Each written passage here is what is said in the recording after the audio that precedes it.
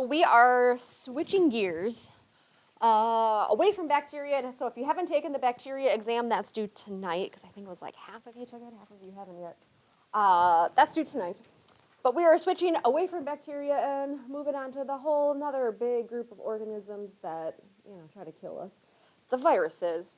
And we spent quite a few lectures just talking basics of bacteria, like how do they reproduce and their cell structures and all of just, what are different virulence factors. We haven't really talked about anything about viruses. So we talked a lot about the basics of bacteria before we actually got to the naming of bacteria and all the diseases they cause. This lecture today, we're just going to go over like basics of viruses. The next 3 lectures, we'll actually get into the viruses that cause disease. So we just haven't done any background on viruses yet. So all about characterizing them. Let's see, I know this.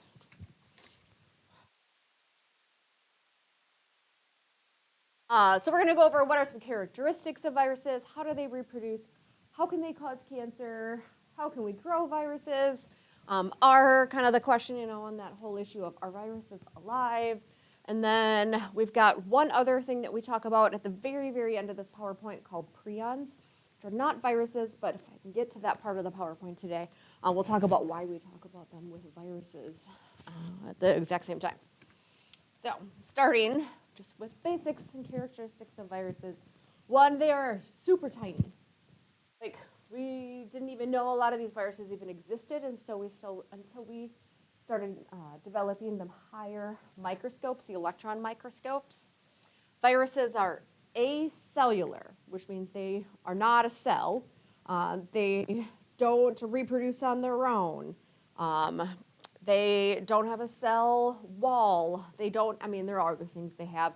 They don't have organelles. Like, they don't have all the basic things to make them a cell, so they're not a cell. Their genetic material can be DNA or RNA, and we're going to talk about how they can even vary those up. They cause a ton of infections and diseases, and not just in humans. There are a lot of viruses that affect animals. There are a lot of viruses that affect plants. There's lots of viruses that affect even bacteria. Like, viruses cause lots of issues, and not just for humans. They can't do any metabolism on their own. They're not a cell, so they just can't do things. They can't respond to their environment, so they can't react to, there's food over here, or it's too hot. And although they can reproduce, they can't on their own. So they have to get inside of another host cell and hijack the host cell and use all the cell's metabolic pathways, and the cell actually causes that reproduction of the virus. And we can find viruses in 2 different states, which goes into my next slide too. We can find viruses extracellular or intracellular, meaning they're outside of a cell, they haven't gotten inside of it yet, or we find viruses inside of the cell after they've hijacked those cells. So the 2 states, this is my next slide. Intracellular, meaning these are viruses not inside of a cell. Again, their whole goal is to try to get inside of a cell, but at the point that they're not in a cell yet, what they consist of. So if you would find one of these viruses that's not inside of a cell, one, we call them a virion, which just means it's a full, fully intact virus. It's made up of 2 things, a capsid and nucleic acid. And again, nucleic acid is the NA of either DNA or RNA. So it's got genetic material and it has a protective capsid. So the capsid would be like this tannish, whatever color you want to call it, this tan coating around the outside. Some of them have a phospholipid envelope. So it's not a cell membrane because it's not going to do things like our cell membranes do, but it is its own little envelope made up of phospholipids. And when it's outside of a cell, if they're in our body, just haven't hijacked our cells yet, it's our humoral immune response, our B cells, that are recognizing them and attacking them and mounting antibody responses to them. So before they get inside of a cell, our humoral immune system is already triggered to try to attack them. Once they get inside of the cell, the only thing that really gets inside of the cell that's needed to get in there is just the genetic material, so they get rid of the capsid. Don't eat it. The only thing that needs to get inside of a cell to hijack a cell is just that nucleic acid. So the only part that gets in there is a nucleic acid. And once it's inside of our cells, now our cell-mediated immune response takes over. Your T cells. It's the T cells that have to be able to recognize infected human cells and then target them for destruction. It's two different immune responses. Either way, both of them get triggered to try to get rid of this thing out of our body. Now, to the genetic material. One, there's a lot more variety to their genetic material. So, because of their variety, we actually use what kind of genetic material to try to help categorize and classify them. So, I'm trying to remember if we tackle RNA or DNA first. I'd have to look at the schedule. One of them we target Thursday. I think the R. I have no idea. First. Either way, we've got a whole PowerPoint, a whole chapter just on DNA viruses, and a whole chapter on RNA viruses. But of DNA and RNA, they can also be different. So I'm going to do a little refresher on where we find DNA and RNA, because it's going to come up again. So DNA can be read through a process called transcription to make RNA. And RNA gets read or translated into proteins. So we went over that earlier this semester, the whole centrodogma. But DNA, is it single-stranded or double-stranded? It's a double-stranded. RNA, is it single-stranded or double-stranded? It's a single strand. It's going to say, well, all DNA has to be double-stranded and all RNA has to be single-stranded. In our realm, in the human body, and animals, all DNA is always double-stranded. All RNA is always single-stranded. Viruses are like, whatever. If I'm a virus, I could either have double-stranded DNA or stranded DNA. That's super unique. Now I'm going to backtrack one more second. So DNA is double-stranded, but when it gets transcribed into that single-stranded messenger RNA, if we go from double-stranded to single-strand, we make a copy. But which strand of DNA do we actually copy to make this single-stranded RNA? Because there are two strands here.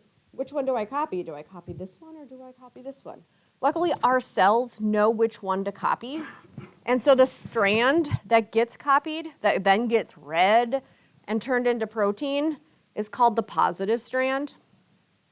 Which means if by chance it would have read the other strand, it would have been called the negative strand.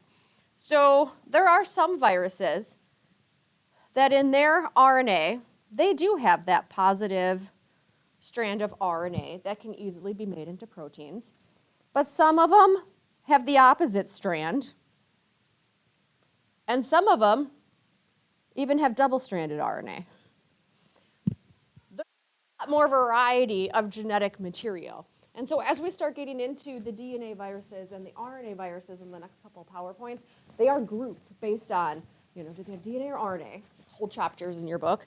But then, are they double-stranded or single-stranded? Do they have the positive strand? Do they have the negative strand? Or, even more unique, do they have a double strand? So viruses, lots of variety in their genetic material.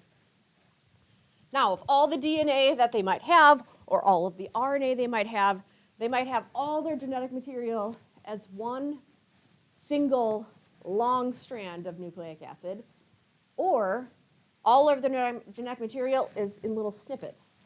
They can have segmented DNA or segmented RNA. We are going to talk about the virus that causes the flu, influenza. It has segmented RNA. It's like all of its genetic material is in tiny little segments. It doesn't keep it all together. How much genetic material they have is a lot less than anything else. viruses are still very tiny. Even though they cause lots of issues, they just don't have a lot of genetic material. So all the squiggles that are up here on the picture is most of the DNA of E. coli. So E. coli are already very tiny bacteria. All of this is the DNA of E. coli. But at the very, very top, this is just showing you the size of the genetic material of a virus. So bacteria are small, viruses way smaller, just when looking at the genetic material. But again, the genetic material they have causes lots of issues. Now, viruses are very specific for what cells they can infect, and not even just what cells, but hosts as well that they can infect. So virus hosts, they can infect very specific hosts. Almost always the host is determined by proteins on the cells or proteins on the virus. And I'll have pictures of proteins coming up. So they can be very specific, not just for the plant, but even the type, or not the specific host, but even a certain cell in the host. An example, HIV. Does it infect plants? What do you think? HIV infect plants? No, and I'm like, it infects humans, although it can infect some apes because we're close enough related. But it infects humans, but then not just every cell in the human body. It affects T cells, and only T cells. And then if you remember from our immune system, there is more than one type of T cells. There's cytotoxic cells, there's regulatory T cells, and helper T cells. Well, HIV only affects helper T cells. So it's very, very specific for the cell in the host itself. Not all viruses are quite that specific, but some are very, very specific. And then we do have viruses that infect specific bacteria. Viruses that infect bacteria are called bacteriophages. So the word says bacteria in it, but it's not a bacteria. It's a virus that infects bacteria. Because bacteria are still living cells, viruses need to get inside living cells and hijack them. So this is an actual picture of bacteria, a big old bluish purple bacteria. And these are all little tiny viruses that are trying to infect that bacteria. Now, because the word bacteriophage is just long, we usually just shorten it and remove the word bacterio, and we'll just call them phage viruses. So if you ever hear phage viruses, just know they've left off the word bacterio, and these are viruses that infect bacteria. This is when we were tested your nose for Staph aureus. Like, I carry the virus that infects Staph aureus. So I carry a virus, but the virus doesn't affect me because this virus is specific for only Staph aureus, which is why I'm not carrying Staph aureus anymore. At the size of viruses in comparison to a red blood cell, so one of your guys' cells, and this is showing the bacteria E. coli. Again, bacteria a lot smaller than even our cells. We've got prokaryotic cells, eukaryotic cells. But if you notice, there is something really tiny right there that we zoomed in on, just looking at the size of viruses compared to the size of bacteria. So again, bacteria we started to see under microscopes, but even when we magnify them 1,000 times in lab, they're still tiny. It wasn't really until we started to get the electron microscopes that we even noticed there was something really, really tiny. And we will talk about polioviruses. Polioviruses, truly one of the very viruses that infect humans. Like, they are so tiny, we never even knew they existed, because you can barely see them next to an E. coli. We never even knew they existed until the electron microscopes came around. We knew of the disease, we just didn't know what caused it because we couldn't see it. Back to the structure a little bit of viruses. So viruses all have a capsid when they're in that extracellular state. It's just this big old kind of brownish colored protein coat. It is to protect that nucleic acid. Again, a virus is all dependent on its DNA or RNA, so you got to protect it so it has this nice protective protein coat. And the protein coat, as even if you can see on the picture, is made up of all these little repeating, they're little hexagons, all these little repeating hexagons. All those little repeating units, those little protein units, are called capsomeres. So capsomeres are just the repeating protein units. that make it up. So it's just like a whole bunch of proteins all put together to make that protective protein coat. It's good to have this protein coat. The number one reason is protection. It's protecting that nucleic acid. Another, it helps attach to host cells. That there's something on this protein coat that recognizes proteins on various cells, whether in animals, plants, whatever, and it allows it to attach to host cells. And it gives it some really cool shapes. So you can have some of these, icosahedral shapes, but they're not the only shapes. There are some viruses that look like something that should be landing on the moon. These are usually the ones that infect the bacteria. So none of the viruses that infect us look quite this cool. These are the ones that infect the bacteria, but it all based on that capsid shape. These are some other capsid shapes. Some look like a big long tube. Some look a little more round or kind of that icosahedral. Some, I don't know, they just kind of like a weird sun little shape to it. And there's one that we'll talk about that even looks bullet shaped. So that capsid gives it a little bit unique shape as well when we identify them.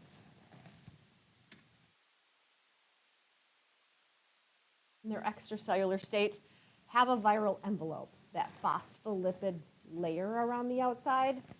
Not all, so we will talk about when we get into different viruses, oh, this is an envelope virus, or this is a non-envelope virus.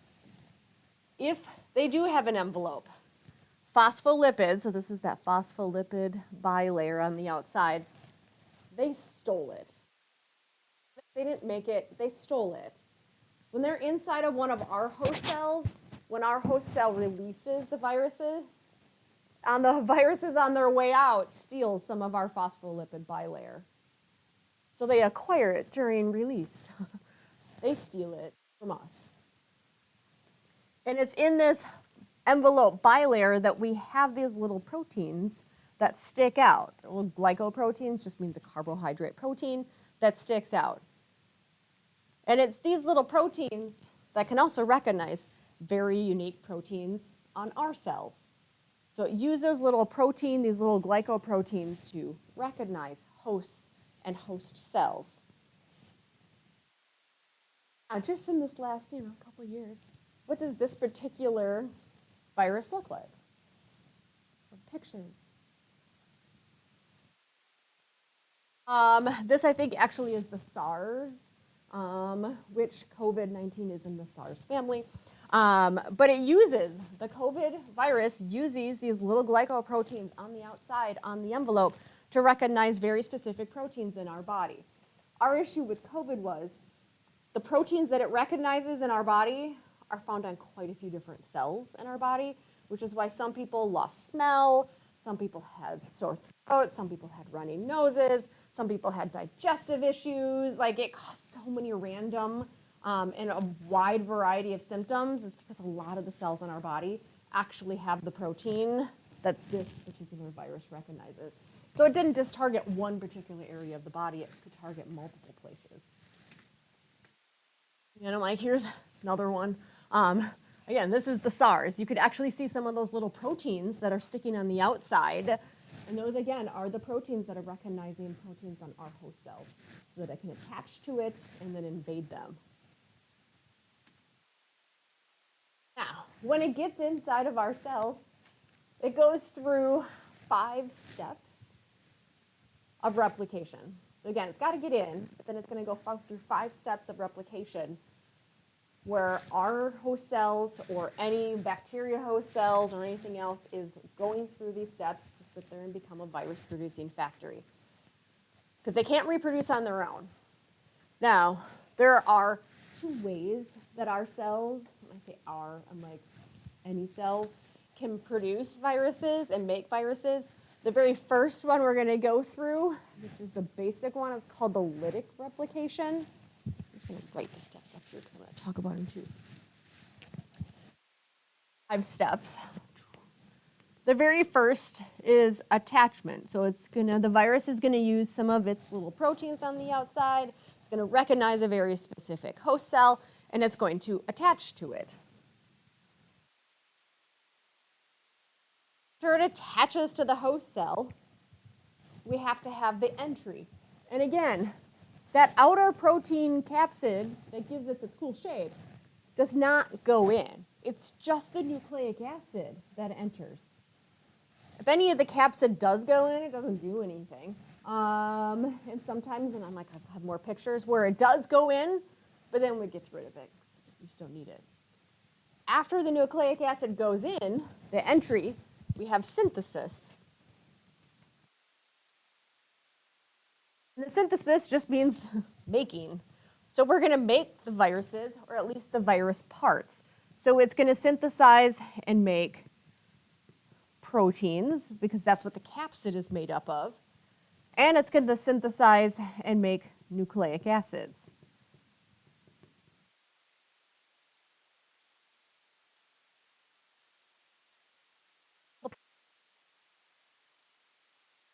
Because that's the next step, but it's just making all the parts. We now have lots of nucleic acid, the dark blue squiggles, and we have lots of the little proteins that when we assemble them, they will then actually start to look like the virus. So once we have all the parts, then we just assemble them so they look like the virus. And then after we've assembled them, we have the release. All the viruses will then burst out of the cell, and they'll go find another cell to infect and hijack and do it all over again. Now, it's called lytic replication because lysis means to break apart. So even in our lab, when we talk about hemolysis, which just means heme is blood, lysis means break apart, it's just breaking apart red blood cells. The lytic replication means lysis or breaking apart. So at the end result, these viruses will burst open that cell, and it will result in host cell death. There's absolutely no way the host cell can survive lytic replication. Basic steps of cells reproducing viruses. This is showing just another picture of it. Again, you have the attachment of the virus. This is the bacteriophage, so you've got a virus affecting bacteria. It looks like cool landing gear like on the moon. It attaches to that cell. You've got the entry of the nucleic acid. I was going to say, just showing that it's in there. We're going to synthesize and make all the parts. So we've got lots of nucleic acid. We've got lots of little protein parts. And we assemble them all so they look like viruses. And then you have the release. It's going to destroy that bacteria.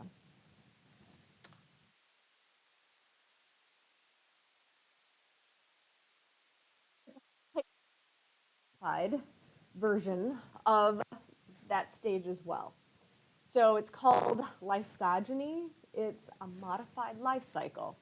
It just means when the DNA gets inside of the host cell, it doesn't immediately go through all of these steps. So we still have entry. We still have the entry. The genetic material's in there, but it doesn't start making new viruses right away. Instead, that nucleic acid becomes incorporated into the host cell's DNA or RNA. And so the viral DNA, which is red, gets inside of the host cell, so it goes through steps 1 and 2, and then the viral DNA just becomes part of the bacterial DNA. Now, bacteria are going to do what they always want to do, is they want to reproduce. But when one bacteria becomes 2 bacteria and 2 bacteria becomes 4 bacteria as they reproduce, they're not just reproducing their own DNA, they're also reproducing viral DNA. Now, when that viral DNA is part of the bacterial cell's DNA, we call the stage temperate phages or prophages, 2 different names. It almost just means that the virus at this point is dormant, because the virus is not reproducing. It's not making more viruses, although every time the bacteria reproduces, there is more viral DNA. But we're not actually making viruses at this point. At some point, something will trigger it to go back into the lytic cycle, and then it will sit there and start to make more of the virus. But it just almost goes dormant for a little while. What can happen, though? It's called lysogenic conversion. So it's still DNA, and there are times that that viral DNA can still code for stuff. And sometimes that viral DNA could code for things like make a flagella or make a capsule. And a bacteria that has never had flagella on it before, or a bacteria that's never had a capsule on it before, all of a sudden made a capsule, or it made a flagella. And that could be driven just from having that viral DNA in it. So it's called a lysogenic conversion. It can alter the phenotype of a bacteria. Maybe that bacteria can make a new protein or something, all just because it's got this new DNA in it from the virus. This is just showing a little bit of that lysogeny step, that dormant. So this is your normal 5 steps: attachment, entry, synthesis, assembly, release, 5 basic steps. But you can go into that dormant step where the DNA that goes in just incorporates into the bacterial DNA, and the bacteria will do what they do best. They reproduce, and now you have 2 bacteria, each with viral DNA. Now those 2 bacteria reproduce, and now you have 4 bacteria, all with viral DNA in it. Something will eventually trigger that virus to go active, and then it will jump right back into the lytic cycle. But the problem can become is, instead of now just having 1 bacteria that's producing viruses right here, you can all of a sudden have 4 bacteria all going into the lytic cycle, all mass producing viruses all at the exact same time. You know, it's never just 4 bacteria, it's like 4 million bacteria. This repeats. I like the lytic cycle. He'll get infected, viruses will leave. The lysogenic, the viral DNA just incorporates into the host cell DNA. And so when the big purple blob reproduces, each of the cells has part of the viral DNA in it. Yeah, the purple blob, now we wait. At some point it will go back into the lytic cycle and it'll die as well. Now, animal viruses, so this is viruses that infect even animal cells, and we're in the animal kingdom, still go through the same 5 basic steps, but there's usually a little bit more variety in the viruses that infect us as well as other animals. And a lot of that is because some viruses that infect us have the envelope, some don't. Our cells are eukaryotic cells, so our cells are more advanced than a prokaryotic bacteria. And our cells don't have a cell wall. So that's just one less thing that viruses have to worry about getting past. So viruses that infect us, still 5 basic steps of replication with some more variety in each of the steps. So I'm going to go through some of the more variety of the 5 basic steps. So it still has to attach to our cells. Can't get inside until it attaches. The viruses that infect us, they don't have tail or tail fibers. Those are the things that look like they should be, helping land on the moon. Viruses that infect us just don't look quite as cool as the bacteriophages. Instead, they have to attach using little protein spikes, these little circles or triangles on the outside of the cells. It still has to attach. We still have to have entry. We still have to get that DNA or the RNA inside of the cells. So there are 3 different ways that viruses can get inside of our cells. One is called direct penetration.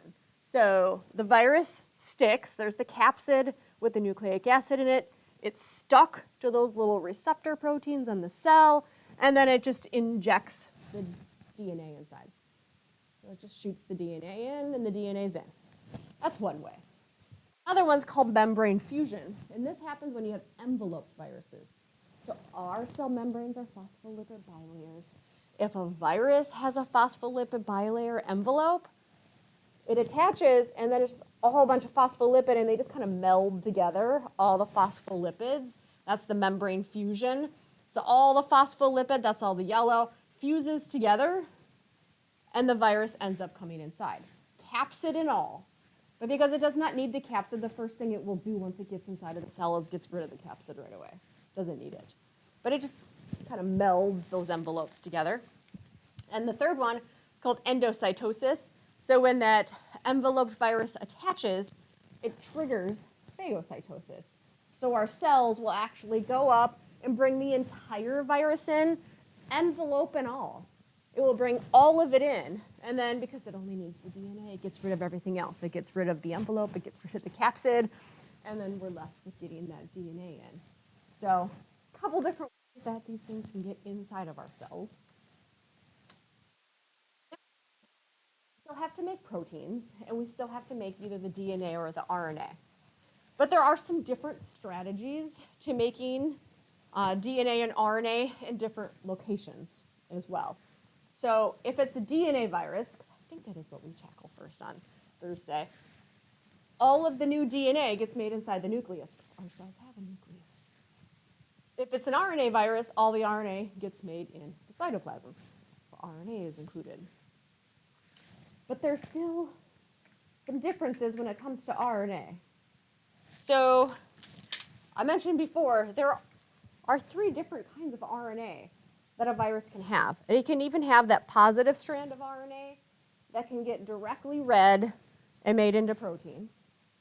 Or it can have the opposite strand because it copied the other strand of DNA. And because it's the opposite, it cannot immediately get copied into proteins. Or you can have double-stranded RNA. So this picture comes from the book, and it goes through, the 3 different ways, whether a virus has a single positive strand, a negative strand, or if it's got both strands. So if you're a virus and you've got the positive strand, you still have to make 2 things. You have to make more genetic material. So I need to make more of this positive strand. So to make more positive strand, use red. If you have a positive strand of RNA and your first 3 letters are, let's say AUC, I need to make more AUC. I need to make more of the genetic material. So the first thing I have to do is I have to make a template. I have to make an opposite strand. What's the opposite of A in RNA? U. What's the opposite of U? A. What's the opposite of C? G. So I'm first going to make a template of UAG. And then anywhere I see UAG, it's like, oh, I see a U, I'm going to bring in an A, I'm going to bring in a U, and I'm going to bring in a C. So to make more of that single strand of RNA, you first have to make a template.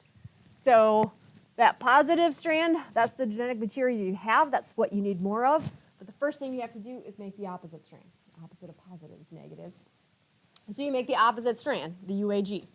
And then from there, you can make tons and tons of copies of your AUCs. Now, the positive strand is directly read by ribosomes in the cell, and it can churn out all the proteins that can make the capsid, no issues whatsoever, because it's got the correct RNA strand.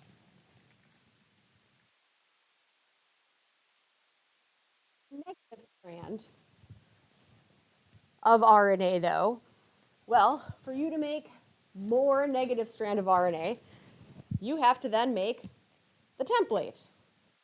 So if you are the negative strand and you have UAGs as part of your genetic material, for you to make UAGs, you have to make a template of AUC. So you always have to make that opposite strand as your template, because if you now made that template of AUCs, you're like, okay, I can bring in U's, I can bring in A's, and I can bring in G's, and I can bring lots of them in. I can make lots and lots of copies. However, your negative strand cannot get made into proteins. So when you made a template of AUC, which is the positive single strand of RNA, that's your template. And it's the positive strand template. My red's dying. It's the template that's actually used to make the proteins. Because the negative strand cannot get read. So if a virus has the negative strand, it cannot get made into proteins directly. So if you have a negative strand of RNA, the very first thing that you have to do before you can do anything is you have to make a template, an opposite. The opposite of negative is positive. So you make that template, which is the positive strand. It is used as your template to make RNA, and it is used to go through translation, to make all the proteins you need to make your capsid. What's cool is if you have a double-stranded DNA or RNA, you do have both strands. You got the red and the pink. They first just untwist them, and each one becomes the template for the other. So if you need to make more negative, you've got the positive. You've got to make more positive. You've got the negative, and it's the positive strand that gets read by translation to make all your proteins. So it's a little bit easier because you've got everything already included. You don't have to make a template. because your opposite strand is the template. Here with some of these viruses. And the last few steps is, yeah, we still have to assemble everything. After you make all that protein, you made all that capsid parts, they're going to assemble them and then they're going to get released. DNA viruses get assembled in the nucleus because that's where all of your nucleic acid was made. RNA viruses get assembled in the cytoplasm. The number of viruses that get made are dependent on two different things. One, how healthy is the host cell that it infected? Not all the cells in our body stick around for our entire life. Like, you constantly are shedding skin cells. You're constantly making new ones. So if a virus gets inside of a skin cell that's like almost dead, it's probably not going to make a lot of viruses because it's like on its last leg. So healthy cells will make more viruses, and just the virus itself. Some viruses, when they hijack cells, mass produce inside of a cell. Others, not so much. They get released. Here showing that if it's an enveloped virus, here's the assembled virus. It's got its genetic material, it's got its capsid. When it leaves, it can steal some of the host cell membrane, that phospholipid bilayer, as it leaves. So envelope viruses just steal some of the host cell membrane. Our problem, though, is enveloped viruses usually result in what's known as persistent infections, infections that take a little longer. It's covered in our own phospholipid membrane. And so our immune system will sometimes look at it and be like, well, I know what you look like because you're in all these other cells. And it doesn't always trigger our immune system response right away. Naked viruses just mean they get ejected, they don't steal any of the host cell membranes, and they usually are ones that can get triggered a little bit faster for our immune system response. Some viruses, once they get in the body, do go through what's known as a latency phase, which means at some point in their life cycle, our immune system doesn't get rid of all of them, and they will go dormant. They are still in the body. They might be slowly reproducing, but so slowly they're not producing any side effects or symptoms. And at some point could trigger them to start to reproduce faster and show symptoms. Not all viruses can go latent or dormant in the body. A couple of the big ones that we're going to get into, HIV is a latent virus. Like right away when it gets in the body, it reproduces pretty quickly, and we usually have some initial symptoms. But then after that, slowly reproducing for years and causing some slight changes, but it's not doing a lot for quite a few years. Another one, which we'll get into, are pretty much all the viruses in the herpes family of viruses. And there are a lot of viruses in the herpes. Everyone's like, oh, herpes. There are so many herpes, they didn't realize we're a herpes virus until you get to this class. So they remain in the body for years, if not sometimes your lifetime. Now, one of the viruses that usually people think of when they think about herpes are cold sores. It is one of the herpes viruses, but there are 8 that we're going to go over. That, yeah, the virus is dormant in the body, and then something can trigger it to become active again, and it can cause cold sores. But it's with you for your entire life once it gets in there. A lot of it is just because some of the viral DNA becomes part of our own host cell DNA. This was just comparing viruses, animals versus viruses that infect bacteria. I'm going to erase this. So, can viruses cause cancer? And the answer is yes. All cancers caused by viruses? No. This is a horrible eraser.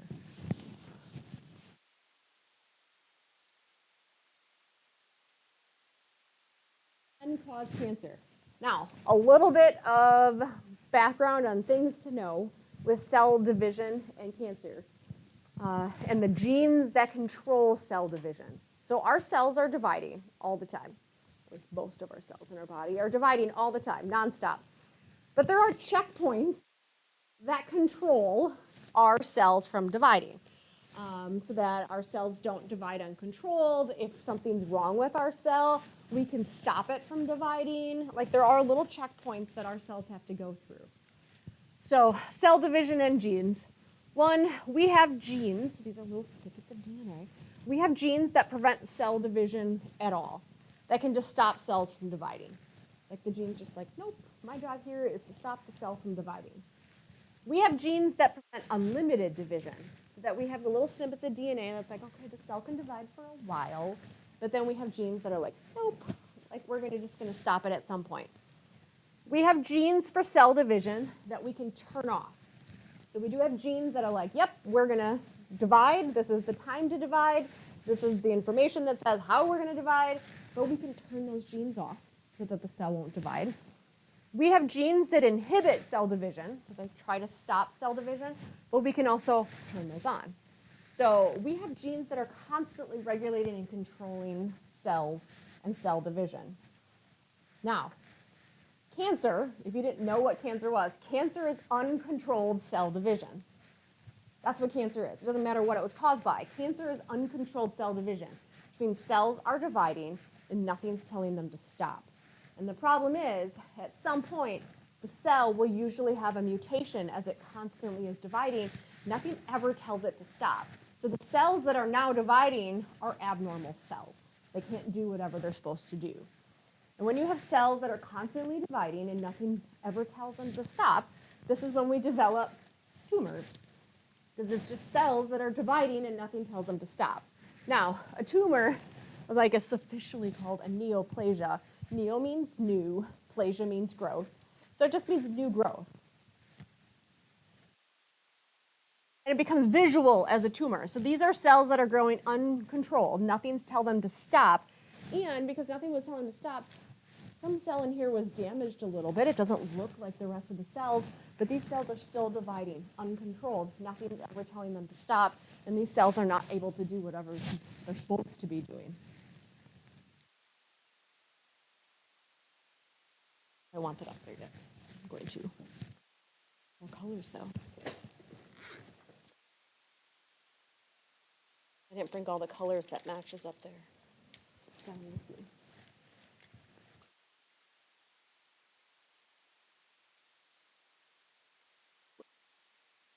Purple up there. So, my normal DNA.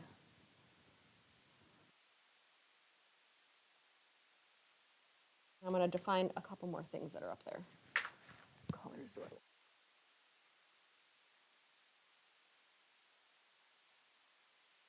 I have a proto-oncogene. I'll define that in a second.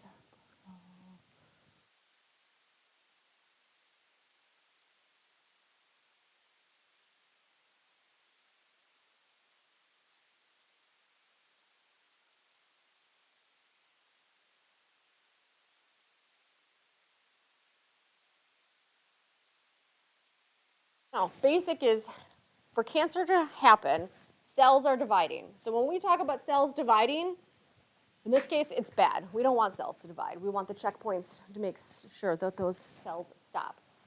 So the word onco, when you think of oncology, what are you thinking of? The oncology unit? For what patients? So if something's got the word onc in it, it means cancer, or for us, cell division.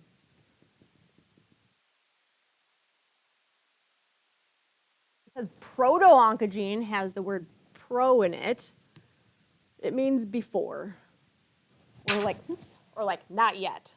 So this is a gene, it's called a proto-oncogene. This is a gene for cell division, but it's inactive because it's before it's actually doing anything. So if you have a proto-oncogene, so a gene that's for cell division, but it's inactive, is the cell going to divide? No. So no division. So we're just going to give it a smiley face. If you have a repressor gene, and a repressor, it's repressing cell division, is the cell going to divide? No. Good thing. Equals no cancer.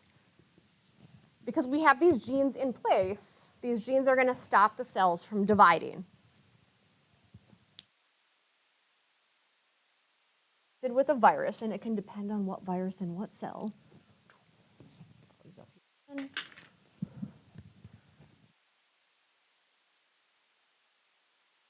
As I said before, when a virus infects the body, it can incorporate and become part of our DNA.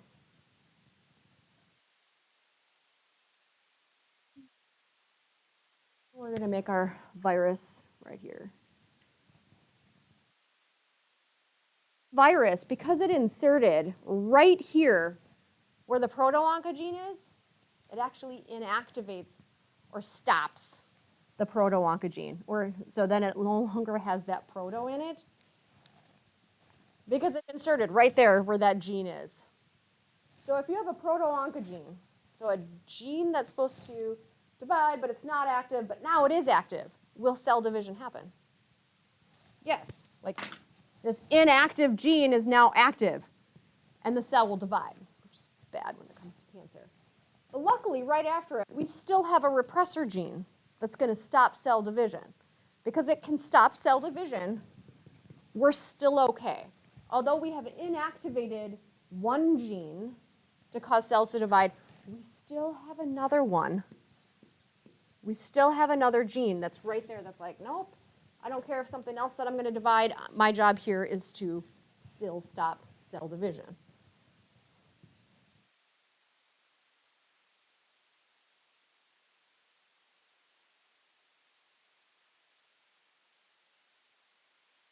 So many colors.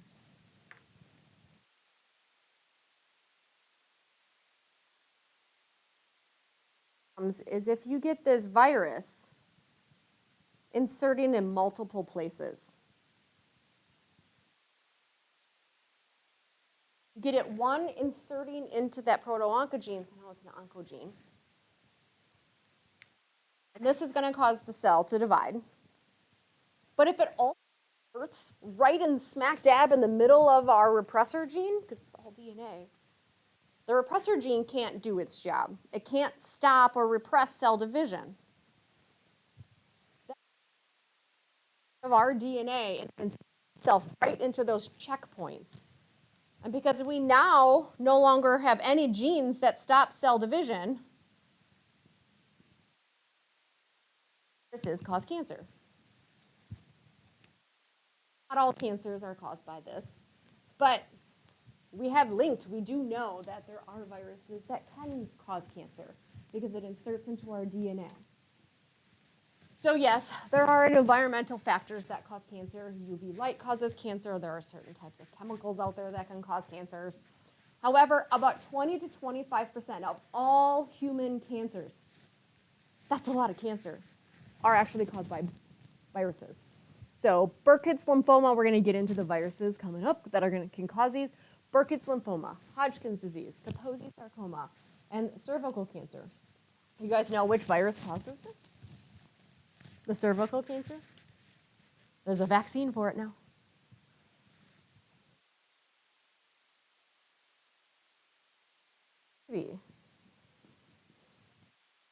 Virus. Again, we are starting now to get vaccines against some of these viruses that are causing cancer. If we can develop enough vaccines against these viruses, we will have stopped 20 to 25% of all cancers.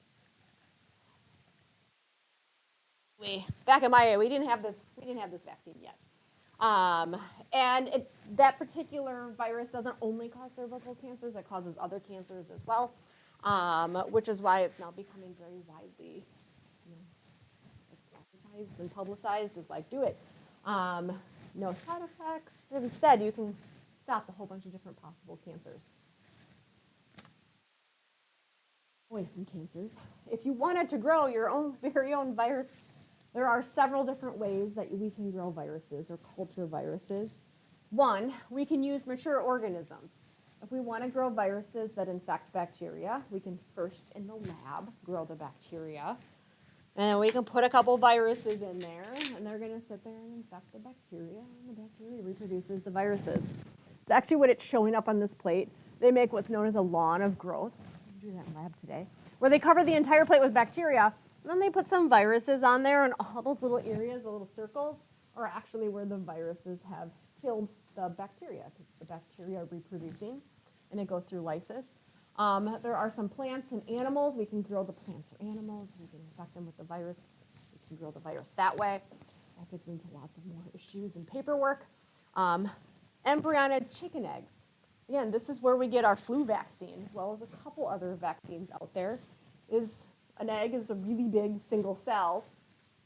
And because of that, we can grow mass-produced amounts of viruses. Then we can take the viruses, we can alter them just a little bit, usually with a shot of radiation, where they can't cause disease anymore, but our immune system can recognize all the parts of the virus.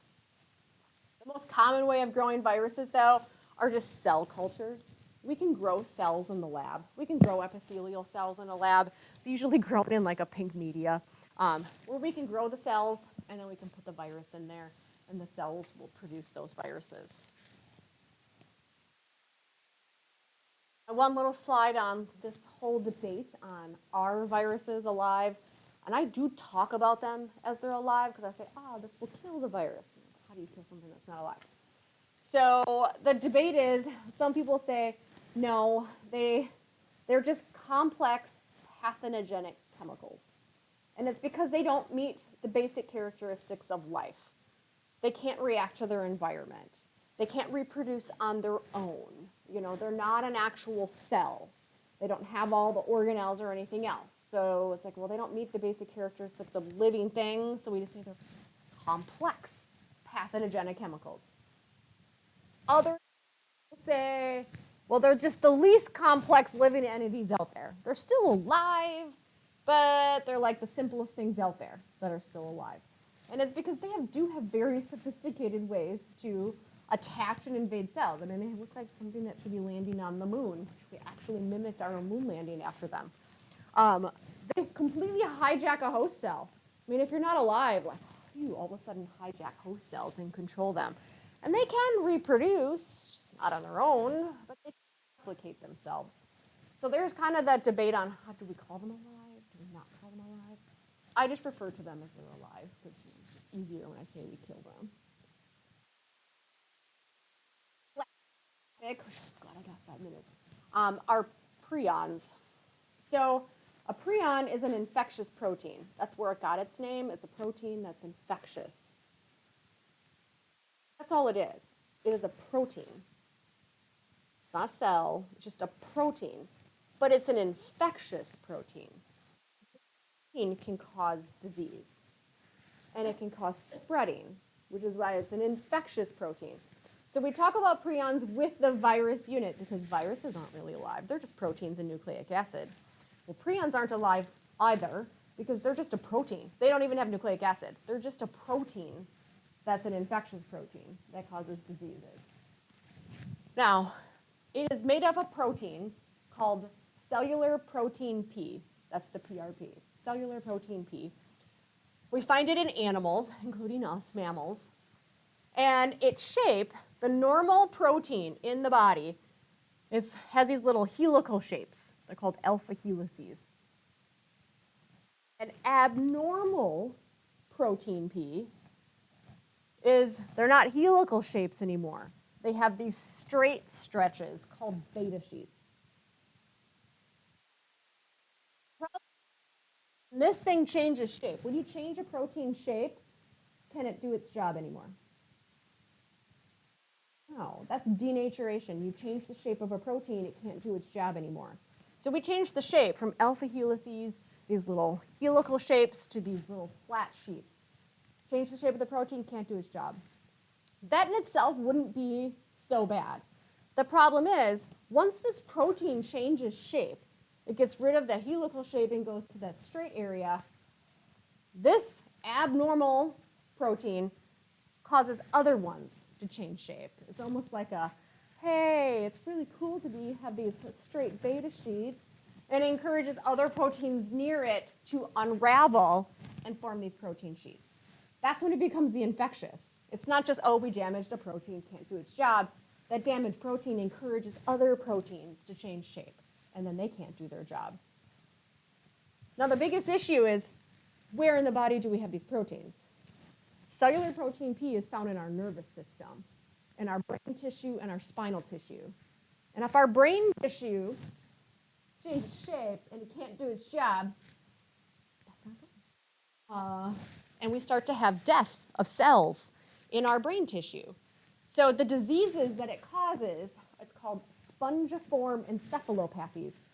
I like to break apart words. Pathy means disease. Encephalo means brain. And so this is a disease where your brain looks like a sponge. That's not good. It's because these are causing other proteins to change shape. The cells in our nervous tissue can't do their job, and the cells will start to die in our brain tissue. Now, one, I don't want to say common because we don't see a lot of cases around here. In Europe, they had a big outbreak of it, is bovine spongiform encephalopathy. What animal did that affect? Bovine. What animal does bovine spongiform encephalopathy affect? People know the different animal names. Bovine is for cows. Now, if a cow, and cows still get bovine spongiform encephalopathy, it's pretty rare. In the United States, I've seen cases. Now I'll probably be in the news. When brain tissue starts to look like this, you get big, huge holes in it. Are you going to act the same? No. Any guess what the nickname for bovine spongiform encephalopathy was? Mad cow disease. They were starting to act different and unique. Again, their brain tissue was starting to look like this. Another one that's quite rare is variant Creutzfeldt-Jakob disease. But the more commonly known one in our area is CWD. What animal does that affect? It affects deer in our area. That's why they don't want you to feed deer. They don't want deer in combination with the other because they can spread prions. Where one deer, when it touches noses to another deer, can actually spread the prion. And so it causes these large vacuoles. It's transmitted usually through membrane touching, as well as various other bodily fluids. And it's hard to destroy because it's not alive. So how do you kill something that's not alive? So you can't even just put it in an autoclave. And an autoclave won't inactivate an inactivated protein. They have to put it in an autoclave for 4 hours, not 15 minutes, and add a really strong base to it. That's enough that it inactivates this inactive protein that it can no longer cause other proteins to change shape. So it's really hard to get rid of and hard to destroy. This is just showing normal brain tissue, spongiform brain tissue. And some of the diseases that it can cause. So these are animal diseases, and there's that mad cow disease, there's our chronic wasting disease, and these are ones that affected humans that are prion diseases. Kuru is not around anymore. This was in an African tribe, and one of the cultures in this particular African tribe was when someone died, to honor the person that died, they ate its brain tissue. Well, obviously that's going to keep spreading this quite easily, and then once they figured that out, then they just stopped doing that, and so they don't have it anymore. But there are several prion diseases. One of the biggest debates now that they're trying to do studies is that these prions work really slow. This is not like, oh, one day you just wake up. These prions work really slow in their slow transmission and destruction of brain tissue, that it could take years, if not decades, to actually start to see symptoms that they would test you for it. So we run into the issue of, we don't always know if someone's infected, and maybe it's causing other diseases. There are some thoughts now that it's a prion that's causing Alzheimer's. I mean, Alzheimer's is a very slow, progressive, neurological, disease. Well, what if it's a prion that's causing this slow, degenerative disease? So they're doing tests on that as well. Another issue or big debate still is, can chronic wasting disease, what affects humans? Because we can actually get mad cow disease by eating infected cow tissue. Well, if we know we can get it from eating infected cow tissue, can we get it from eating infected deer?